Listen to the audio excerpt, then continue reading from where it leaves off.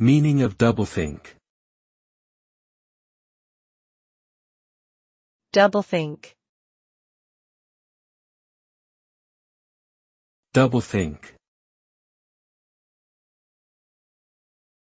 Doublethink. Doublethink. Doublethink is a term from George Orwell's novel 1984 and refers to the ability to hold two contradictory beliefs at the same time and believe them both to be true. This concept is used by the ruling party in the novel as a means of control over the populace.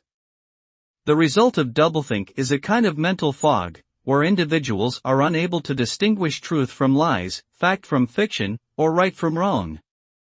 Doublethink ultimately leads to the suppression of individuality and independent thought, as individuals become completely dependent on the ruling party for their ideas and beliefs.